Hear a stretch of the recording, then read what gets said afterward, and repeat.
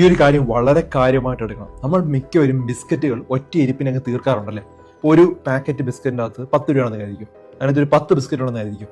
അതായത് ഒരു ബിസ്ക്കറ്റിന് 1 രൂപയാണ് ശരിക്കും നമുക്ക് വിൽക്കാനായിട്ട് അവർ തരുന്നത്. അപ്പോൾ ഒന്ന് ആലോചിച്ച് നോക്കിയാൽ അതിന് 50 പൈസ പോലും കാണില്ല അത് ഉണ്ടാക്കാനായിട്ട്.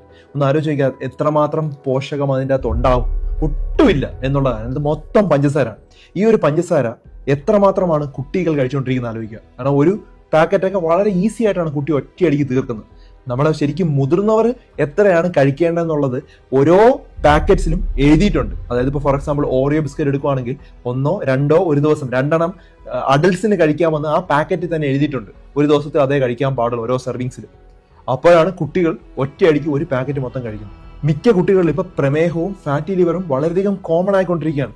15 വയസ്സാവുന്ന സമയത്ത് മിക്ക കുട്ടികൾക്കും ഇപ്പം പ്രമേഹമാണ്. ഈയിടയ്ക്ക് ഞാൻ ഒരു സ്കൂളിൽ ക്ലാസ് എടുക്കാൻ പോയ സമയത്ത് ഏകദേശം 5 കുട്ടികളാണ് എന്നോട് വന്ന് സംസാരിച്ചത്. അവർക്ക് പ്രമേഹമാണ്. ഒന്ന് ആലോചിച്ച് നോക്കിയേ, ഈ ഒരു പ്രായത്തിലും പ്രമേഹം വരണമെങ്കിൽ എന്തുമാത്രം പഞ്ചസാരയാണ് നമ്മുടെ ശരീരത്തിലോട്ട് എത്തിക്കൊണ്ടിരിക്കുന്നത്. അതുപോലെ തന്നെ അവർക്ക് ഒട്ടും ആക്ടിവിറ്റി ഇല്ല. അവർ വീട്ടിൽ പോയതിനു ശേഷം ഒട്ടും കളിക്കുന്നില്ല. അതുപോലെ തന്നെ അവർ കഴിക്കുന്നതെല്ലാം ഇത്തരത്തിലുള്ള പഞ്ചസാര അമിതമായിട്ടുള്ള സാധനങ്ങളാണ്.